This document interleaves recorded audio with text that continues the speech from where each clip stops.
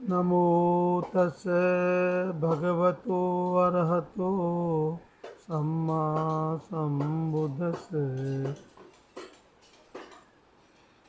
मैं भगवान सम्यक संबुद्ध को कोटि कोटि नमन करता हूँ और अपने गुरु बंते जी को भी कोटि कोटि नमन करता हूँ।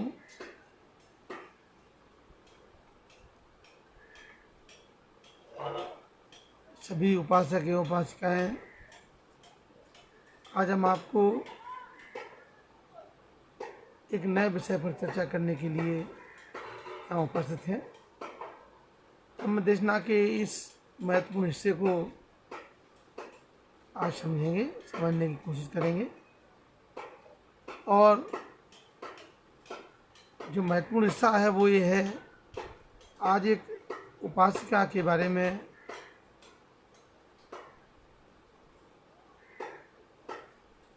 नहीं, उपासक के बारे में नहीं, बल्कि एक भिक्षुनी के बारे में चर्चा करेंगे। भिक्षुनी जिसका नाम था धम्मदिन्ना इसका नाम था और ये राजगृह में पैदा हुई थी। वैश्य कुल में पैदा होने वाली ये धम्मदिन्ना, इसका विवाह विशाख नाम के एक धनकुबेर से इसका हुआ। शादी होने के बाद एक बार इनका जो पति था वो भगवान बुद्ध के संपर्क में आया और भगवान बुद्ध के संपर्क में आने के बाद जब घर वापस लौटा तो घर वापस लौटते ही इसने इसके सारे पत्नी के प्रति जो प्रेम प्रसंग था वो भी बदल गया और खाने पीने का जो सिस्टम था वो बदल गया। उसके प्रति बहुत ज़्यादा रुचि उसके मन में नहीं थी। ये सब देख करके उसकी पत्नी थोड़ी आश्चर्यचकित हुई। तब उसने बताया कि मैं भगवान बुद्ध के संपर्क में आया और संपर्क में आने के बाद उसने अपनी पत्नी को समझाया कि मैं अनागामी अवस्था को प्राप्त कर लिया हूँ। इस प्रकार की बात जब बताई कि मैं अनागामी अवस्था को प्राप्त कर लिया हूँ, यह सुनकर के पत्नी को अच्छा ही लगा और उसने भी अपनी पति की आज्ञा लेकर के भगवान बुद्ध के यहाँ प्रवृत्त होने की बात कही।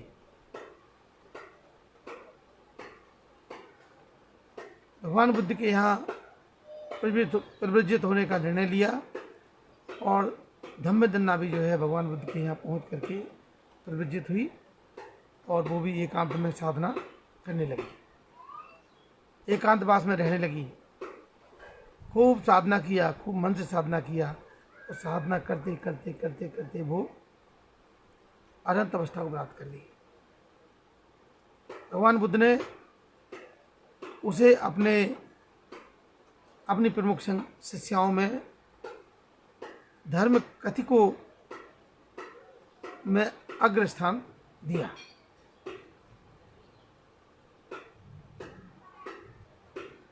और धर्म के क्षेत्र में उसका अतीत काल बहुत उज्जवल रहा। बहुत पहले ही पिछले जन्मों में वह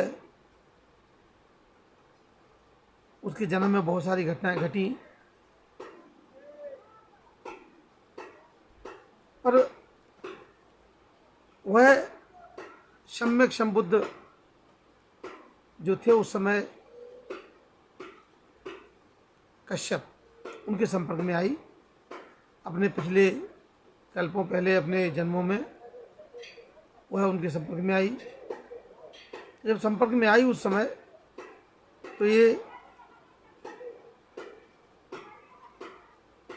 7 बहनें थी जिनका नाम था धम्मदिन्ना, खेमा, उपलवर्णा, कुंडलकेशी, विशाखा, किशा गौतमी और भट्टाचार्य। ये 7 बहनें अपने विभिन्न जन्मों को लेते हुए और सम्यक संबुद्ध गौतम बुद्ध के संपर्क के काल में पहुंची और गौतम बुद्ध के काल में पहुंचने के बाद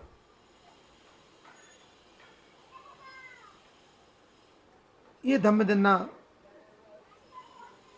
अपनी अर्हत अवस्था को प्राप्त किया। अर्हत अवस्था को प्राप्त करने के बाद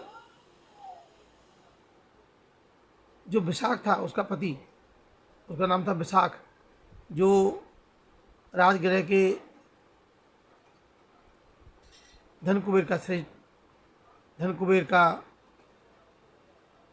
श्रेष्ठी था राजगृह का, उसके संपर्क में आई, उसको पति बनाया।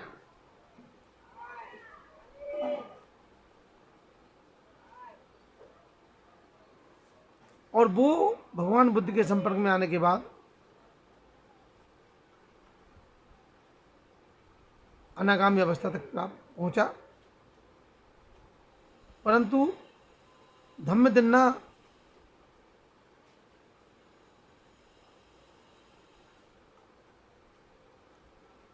अर्हत की अवस्था को प्राप्त कर ली थी, इसीलिए उसे बहुत ज़्यादा अनुभव था। एक बार विशाख धम्मदिन्ना के पास गया और जाकर के बहुत सारे प्रश्न पूछे, एक के बाद एक प्रश्न पूछता रहा। विशाख ने धम्मदिन्ना से पूछा, आर्य निर्वाण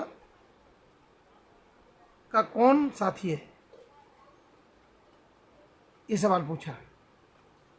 तो धम्मदिन्ना ने कहा, आप उस विशाख, तुम प्रश्नों का अतिक्रमण कर गए, नहीं, प्रश्नों को बहुत आगे पूछा है, बहुत आगे चल करके पूछा, प्रश्नों की सीमा को नहीं पकड़ सके, ये उन्होंने कहा।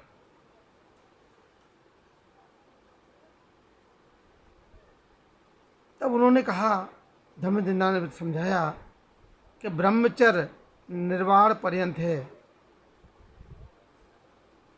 निर्वाण परायण है और निर्वाण पर्यवसान है।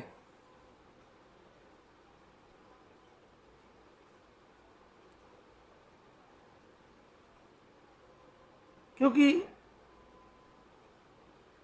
विशाख ने अभी अनंत अवस्था प्राप्त नहीं की थी, वह सचमुच प्रश्न का अतिक्रमण कर गया। ऐसा उन्होंने कहा कि तुमने प्रश्न का अतिक्रमण कर लिया है। तब धम्मदिन्ना ने कहा, उस विशाख, यदि चाहो तो भगवान से जाकर इस प्रश्न को पूछो, जैसा तुम्हें भगवान कहे वैसा धारण करना। तब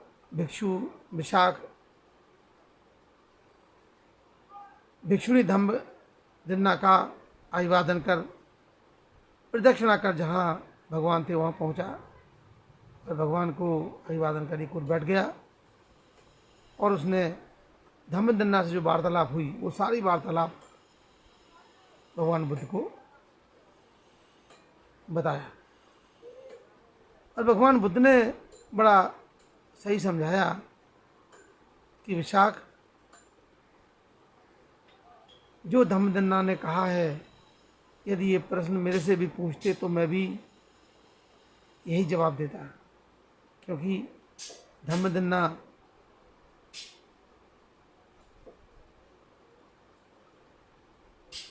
भिक्षुणी ने जो जवाब दिया, धम्मदिन्ना भिक्षुणी ने जो जवाब दिया, वही जवाब मैं भी देता। इस बात को सुनकर विशाख अभिवादन कर, भगवान बुद्ध को अभिवादन करके और वहां से चला गया। तो धम्मदिन्ना विशाख की पत्नी बेशक थी, परंतु धम्मदिन्ना को जो अवस्थाएं प्राप्त हो गई थी, यानी वो अनंत हो गई थी, तो विशाख जो कि अनागामी थे, अभी उनको धम्म दन्ना के लिए अभिवादन करना ही पड़ा, उनको अभिवादन करना ही पड़ा, क्योंकि वो उनसे ऊंची अवस्था प्राप्त कर चुकी थी। तो ये बात समझना जरूरी है कि जब व्यक्ति दुखों से मुक्त होता है और अवस्थाओं को प्राप्त करता है तो वो अपने सम्मान का पूरा हकदार होता है। साधु साधु साधु।